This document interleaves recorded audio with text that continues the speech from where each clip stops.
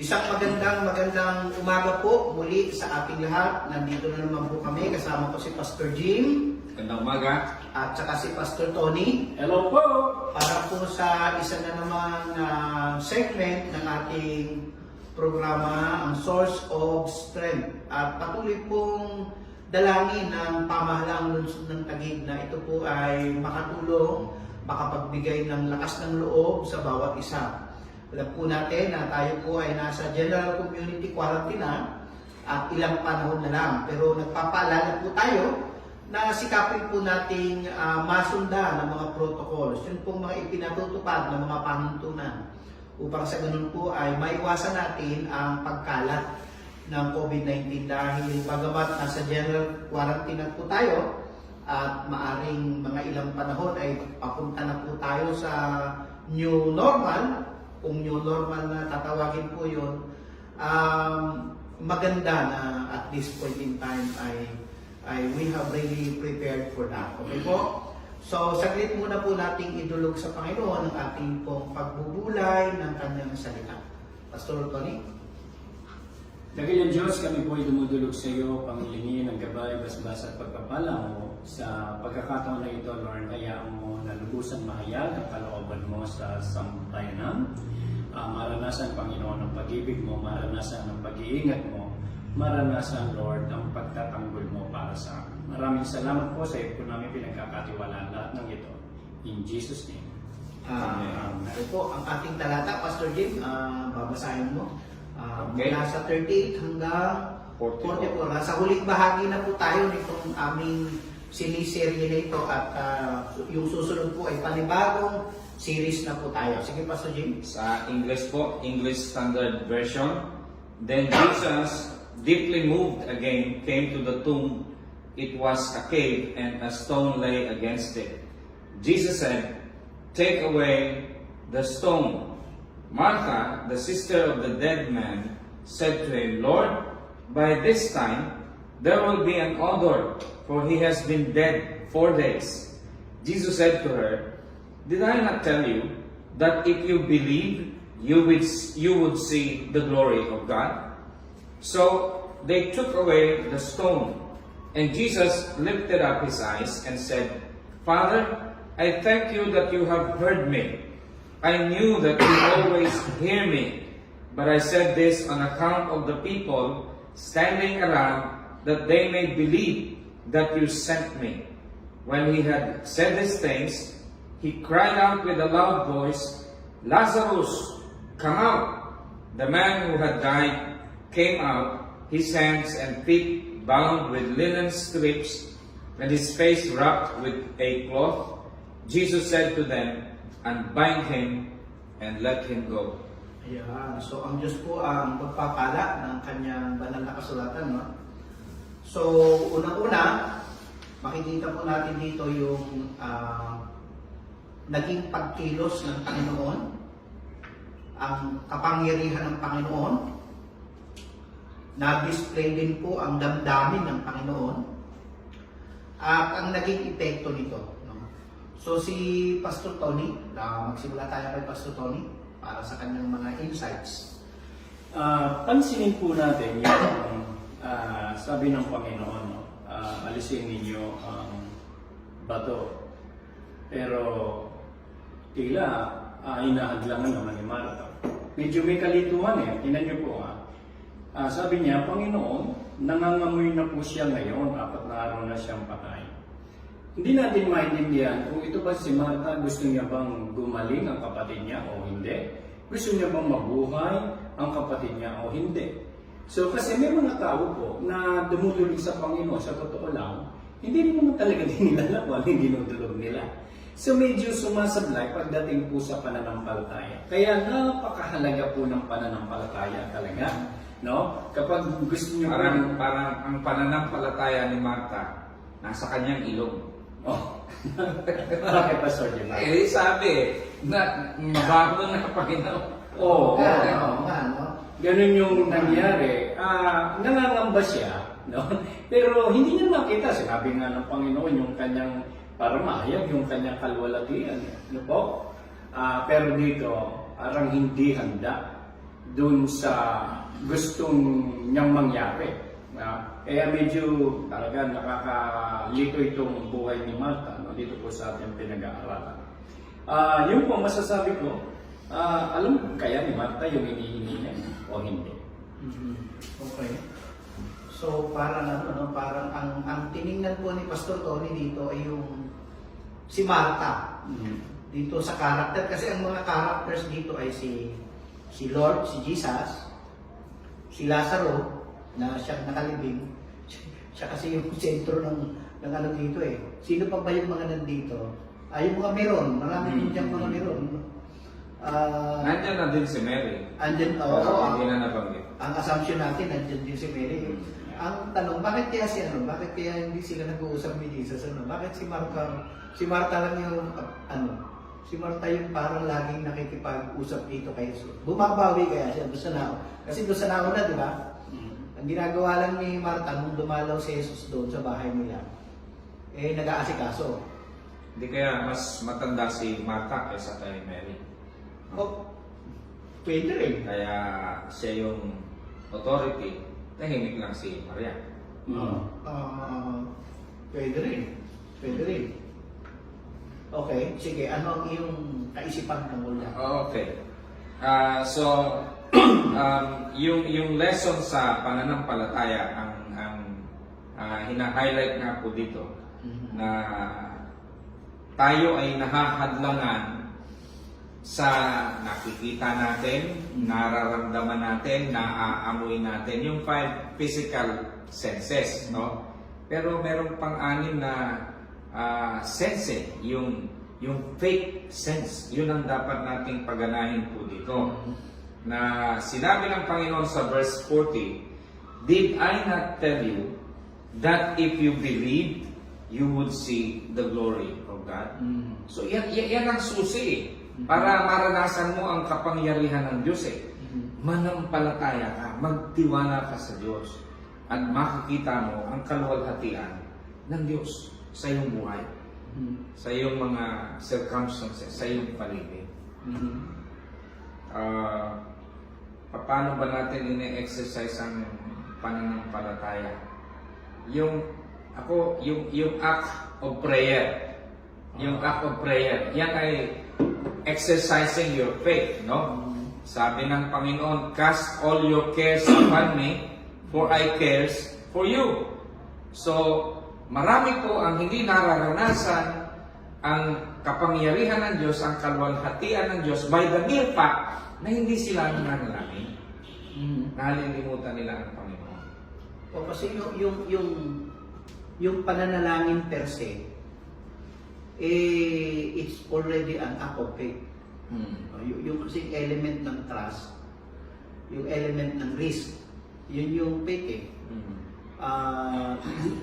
nagaganap yung pananampalataya kapag ang isang bagay na hindi mo pa nakikita ay kaya mong tayuan at kaya mong magtiwala na mangyayari yun. Yun ang sinabi dun sa Hebrews chapter 11. Yung hindi mo pa nakikita, kasi pag nakita mo na, hindi na pananampalataya yun Kaya nga dito, kailangan mo nang mamatay ni kailangan namatay na si Lazarus pagpunta doon Di ba? Alam-alam sa mga alagad ng Panginoon. So, ang assumption dito, nandun din yung mga alagad ng Panginoon, no? To strengthen their faith and for them to see the glory of God. Yun nga yung purpose nun no? So, Pastor Tony, may idadagdag ka pa? Ito po, pansinin po natin. Ang sabi ni Martha, Panginoon, nangangamoy na po siya ngayon, 4 na araw na kasi siyang patay. Alam niyo po, yung pangangamoy, alam niyo yung pagkain na nakulog. Kapag yung pagkain nakulog, ang tendency po niyan nangangamoy. Ngayon, para maging fresh ulit yung pagkain na yan, kailangan alisin mo yung takip para sumingaw yung kung ano man yung amoy na nakulog. Hanggang pinipigilan natin na wag maamoy, hindi pa, parang yung, siguro, kayo, experience nyo rin yung sapatos nyo, minsan ayaw mo magalis ng sapatos kasi nga, pakiramdam mo, nangangamoy yung paa mo, di po ba? Pero alam nyo, mawawala lang yung amoy na yun pag inalis mo eh. Kaya kailangan talaga ma-expose na yan. So, dito, hindi pwedeng pigilan. Ano?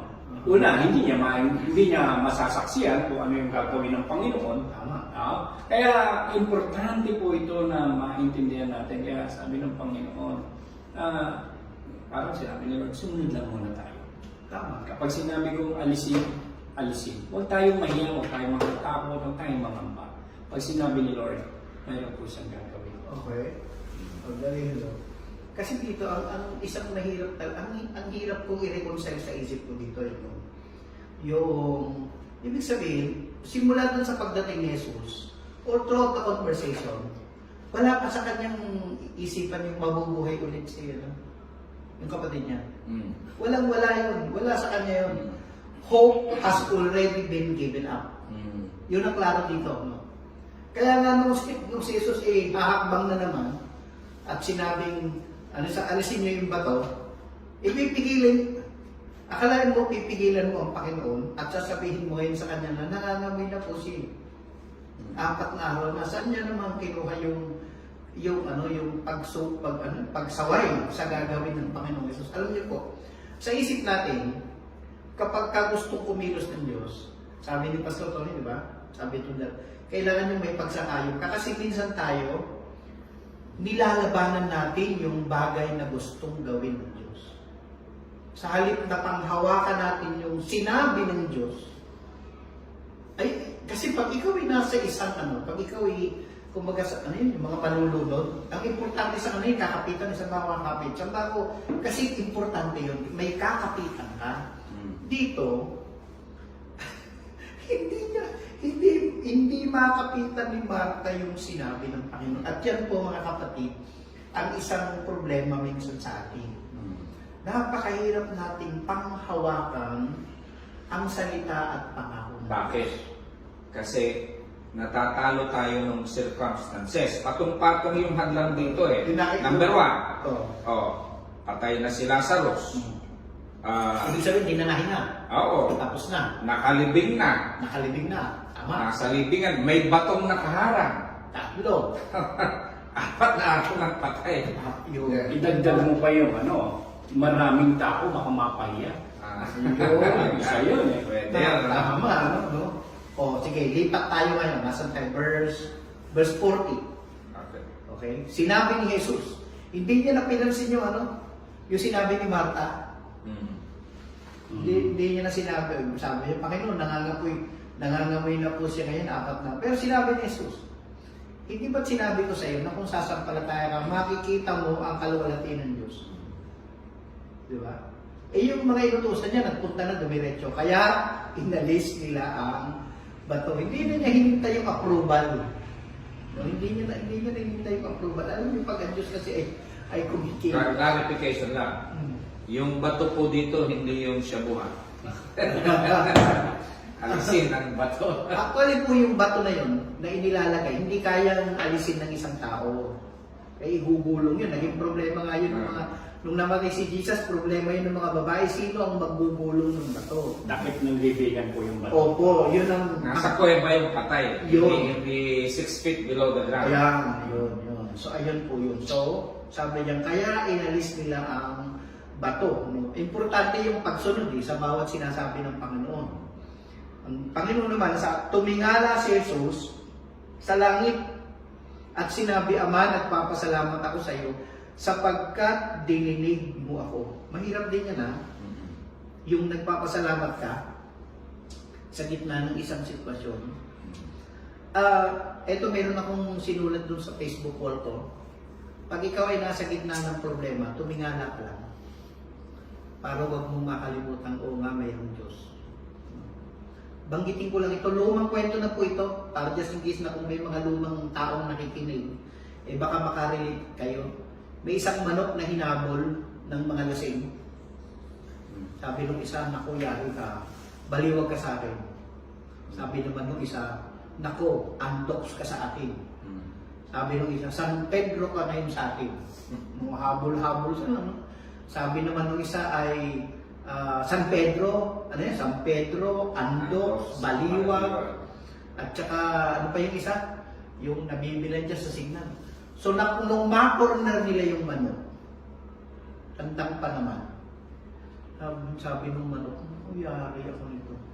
Naku, naalala niyang tumingala. Pag tingala ng manok, naalala niya rin, pwede nga pala siyang lumipad. Paglipad ng manok, sabi niya doon sa mga lasing, bye-bye. Mga kapatid, pag kayo ay nasa gitna ng problema at hindi nyo na lang ang gagawin nyo, tumingala lang po kayo. Tumingala lang po kayo.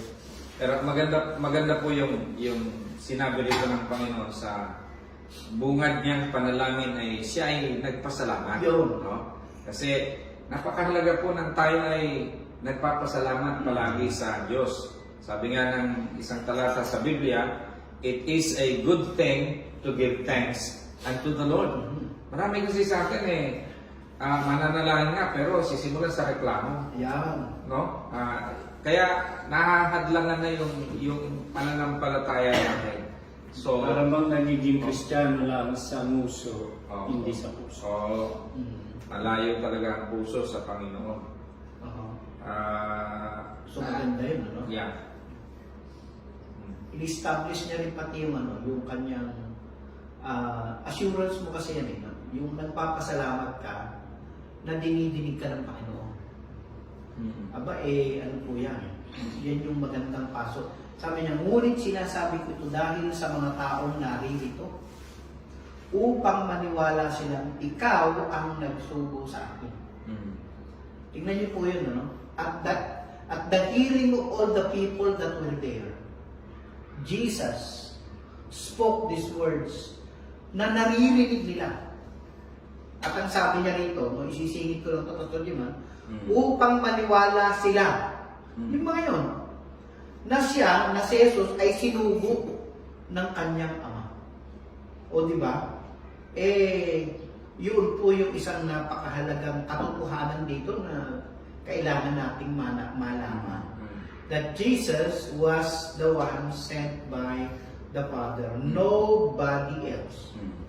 And no one has ever raised a person from the dead except some of the prophets as servants of God and the Lord Jesus Christ. No? Siya nga yung nag-conquer ng death, hell, and grave. Kaya makikita niyo po mamaya doon sa pagwawakas natin yung mga katotohanan yan. No? So, isa sa truth na nakikita natin dito na si Jesus pala yung pinadala ng kanyang ama. No? Next tayo. Meron pa kayong idudoktong doon? Gusto ko lang pansinin yung yung sinabi ni Jesus. Ipinunto kay Marta, sinasabi ko sa iyo. No, sa kanya sinabi ng Panginoon Although, nung pumunta sila Marta at Maria sa Panginoon para idulog yung suliranin sa kapatid, may mga kasama na rin sila. At nadagdagan pa, dahil nga nang namatay, dumating yung mga kaibigan, nakipagdalamhati, nakiramay sa kanila. So, yung crowd, concern pala ang Panginoon doon sa crowd. At pansinin nyo, nung sinabi ni Lord na sinasabi ko to sa iyo, agad-agad, itong crowd ay lumakad, umakbang, inalis nila yung bato. At dahil doon, napabilang sila. Oo, napabilang sila, gagawin ko to alang-alang sa kanila. So, yun po yung maganda. Kumbaga sila, parang, pampadami lang, pero pati sila nakinabang. Parang yung tubig na ginawang alak, nung sinabi ni Jesus dun sa mga servant, punuin nyo yung kapayan. Sumunod naman, pinuno. Actually, akala nga nila tubig pa rin. Wala sa kanilang nag-isip na yung nung mapunaw na nila, siyempre as far as they are concerned, nakita nila sila naglagi. Tubig pa rin. Diba? Dito, makikita naman natin dito, parang sinabi niya, alisin nyo, inalis naman nila. Inalis nila yung bato. Tuloy-tuloy yung ibig. Tumingala si Jesus sa langit. Nagpasalamat, magandang pasimula. Sabi ni Pastor Jim, magandang pasimula po ng panalangin yun. Nagpapasalamat. Hindi po yung telegrama at saka nagsisimula tayo sa reklamo. Nagpasalamat siya sa Panginoon na siya ay dinirinig. Okay? Malapit na tayong makarating doon sa dulo, no? Verse 43. Pagkasabi nito ay sumigaw siya. Sino sinigawan? Lazaro. Si Lazarus. Ano na kalagayan ni Lazarus? Patay. Patay na. Oo. Ang takin mong hirap naman. Kasi nga, ang Diyos ko, kaya niya utusan kahit patay. No, sabi niya, Lazarus, lumabas ka. Lumabas nga si Lazarus na nababalot ng telang panlibing ang mga kamay at paa. May nakabalot ding tela sa mukha niya. Iniutos ni Jesus sa kanila, alagan niyo siya at nang makalakad siya. Okay? Any insights? Buti na lang, Buti na lang. sinabi ni Jesus, Lazarus, come out. Kasi kung hindi niya sinabing Lazarus, baka lahat ng patay mabuhay. Oo, tama. Wait, Pinangalanan talaga eh. pinakalanan kasi sabi sa John chapter 5 yata yun, na darating ang panahon na lahat ng mga patay ay maririnig ang tinig ng anak ng Diyos. At sila'y muling mabubuhay. So sa Buti madaling dito si salita, Lazarus. Pastor Jim, buti pa yung mga patay. Oo. Marunong makinig. Na kapag sinabing Lazaro lang, si Lazaro lang talaga. Hindi sila nakita. Although narinig nila kasi living na eh. Oo. No, posible yun. Ano po. So, ang sa maganda po rito, nangyari nga yung sinabi ng Panginoon sa verse 4 na hindi magwawakas sa kamatayan ito. Kasi ang sabi ng Lord kay Lazaro, now, Lazaro, lumabas ka. Hindi naman niya sinabing Lazaro, mabuhay ka. Hindi, no? Kundi pinalabas. Makikita po natin dito na kahit siya'y patay na, sa Panginoon hindi po ganun kundi talagang buhay. Pinalabas siya at nung lumabas, nakabalot kasi traditional po kasi nila yun, binabalot nila. Parang pag Parang mami, no? Ganun po yun Lagyan ng mga spices sa katawan. bakit kailangan alisin yun? Talagang kailangan alisin. Kasi una sabi ng Panginoon, dahil pag hindi inalis baka zombie lang yun. Patay na buhay na zombie. Hindi, ito talagang buhay. So, kasi sabi nga dyan, lumabas na si Lazarus. Na ini-imagine ko lang, anong pakiramdam ng mga taong nasa paligid? Nung sinabi niya, Lazarus, lumabas ka, ano kaya nasabi ng mga tao sa paligid? Nagpulasan kaya. Hindi kasi, naalala niyo po, nung kausapin ng Panginoon yung isang punong kahoy at sinumpa niya, walang naniwala sa kanila yung mga kasama niya. Kinabukasan, pagdaan nila ulit doon, saka nagtaka sila, Panginoon, yung kahoy na sinumpa mo, natuyo. No? So by this time, yung mga alagad nandun na naman. Tapos tinawag niya yung isang patay. Di ba? Tinawag niya yung isang patay. Sabi nga natin, di ba, karamihan ng mga binuhay sa patay ni Jesus, ano pa lang yun, pa na ililibing. Either ka mamatay pa lang, on the process, ito nakalibing na ng 4 na araw. Nung tawagin ng Panginoon. At ang maigi, yung panahon na yun, hindi katulad sa panahon ngayon na kapag ikaw ay na-COVID at namatay, susunodin kayo. Kung na-cremate ito, Tama. paano tayo? Mas mura yun. Pero tingnan niyo po, yung proseso. Pagkatapos na siya itawagin at siya lumabas, kinakailangan siyang talagan ng anumang ang tawag dyan, yung... Grave clothes. O yung kasi ang kanyang yun po kasi yung nakabalot sa kanya. Kailangan mawala yung... May prinsipyo doon kasi spiritually, tayo po ay patay, no? Dahil sa kasalanan. Pero pag ikaw ay nagtiwala at nanampalataya sa Panginoon, yung prinsipyo ng muling pagkabuhay ay ina-apply sa'yo. Kanya lang, naandun pa rin yung minsan may mga grave clothes pa rin na kailangan mawala sa buhay natin. Nandun At pa rin lang yun. Oo, nandun pa rin yung...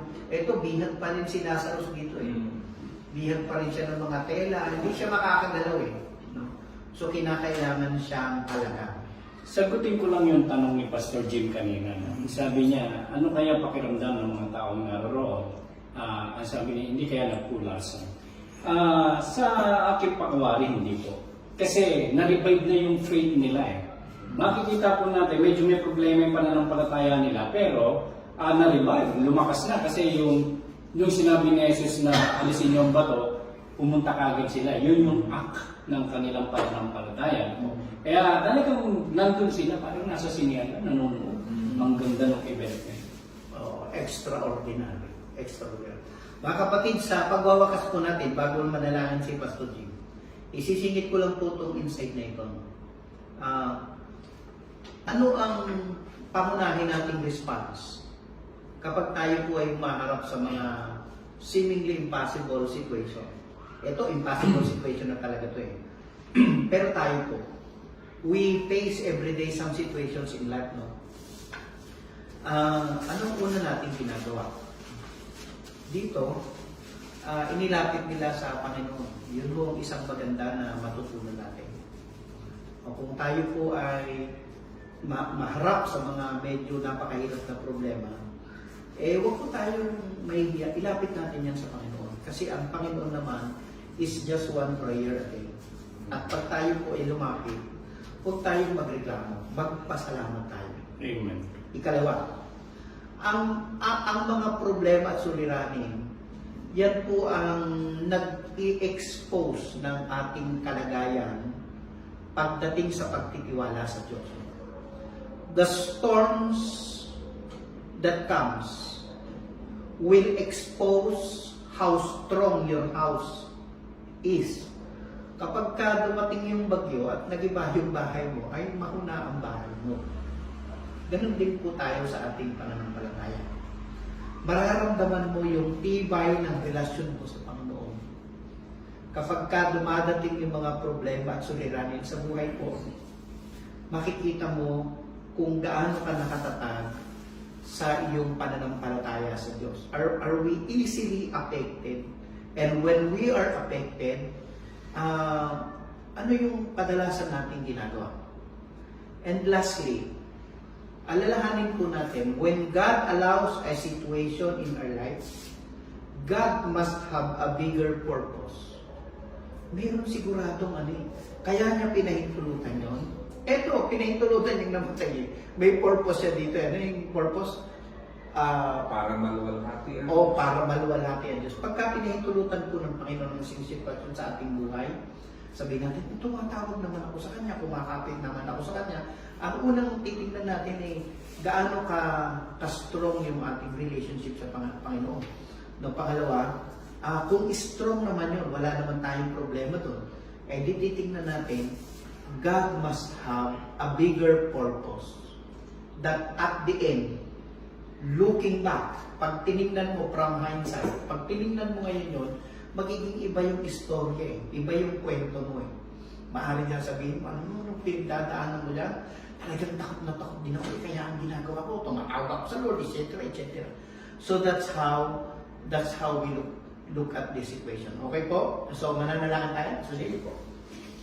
Panginoon, ang Yes. kapangyarihan ng muling pagkabuhay ay maaari naming maranasan at siya ay makapangyarihan upang gapiin ang lahat ng anumang problema, krisis na mayroon sa buhay ng bawat isa mo, Diyos. Tulungan mo po kami na ang aming pananampalataya, ang pagtitiwala namin sa iyo ay maging lubos. Ang natunghayan namin na pagbulay-bulayan namin salita mo ay nagpapahayag na ikaw nga ang anak ng Diyos na sinugo ng Diyos Ama sa langit. Amen. At sa aming pananampalataya ay iyong buhay na walang hanggan. Amen. Yung prinsipyo ng muling pagkabuhay Amen. ay maaari naming maranasan sa araw-araw. Yes. Salamat po, O Diyos, sa tagumpay na pinagkakaloob mo sa amin sa pangalan ng Jesus. Amen. Panatili po tayong nananalangin. Panalangin natin ang ating mga government leaders. Pastor Tony. Manalangin po tayo, dakilang Diyos, patuloy namin tinataas sa iyo ang bansang Pilipinas sa pangunguna po ng aming Pangulo ng Bansa, Rodrigo Duterte. Kasama Panginoon ang kanyang kabinete, kaisa ng Senado, ng Kongreso, na kung saan pinamumunuan ng kapatid na Alan Peter Cayetano. Lord, kasama rin ni Congresswoman Lani Cayetano. Yes. Tinataas din namin sa iyo, kapatid na Pia, Panginoon. Yes. Lord, salamat po. At tinataas din namin sa iyo ang LGUs, ang mga local official, Panginoon, ang mga mayors, even governors, O Lord. Patuloy na bigyan mo sila ng mga talino, husay, Panginoon, na masubok na po talaga itong pandemya na ito sa pamagitan na rin ng pakikipagtulungan ng bawat mamamayan. Pagsunod, Panginoon, sa mga ipinaiiral na batas. Panginoon, salamat po at patuloy din namin tinataas sa iyo ang aming bayan, ang bayan ng Taguig, na pinangungunahan po ng Mayor Lino Cayetano. Sampu ng kanyang kasama na tila Diyos, ikaw ang laging pumagitna sa kanila. Patunayan mo, Lord, na sila'y tinawag mo at ginagamit mo kaysa ng aming Vice Mayor, Adi, at ang mga konsihal na una ay kalawang distrito. Gayun din po, Panginoon, ang mga role na ginagampanan ng bawat head departments, Panginoon, maging ang lahat ng kawani. Lord, ang paglilingkod namin sa bayan, paglilingkod namin sa iyo. Maraming salamat, pinagpala mo ang bayan ito. Ito po ang aming samot dalangin sa ngalan ni Kristong Jesus. Amen.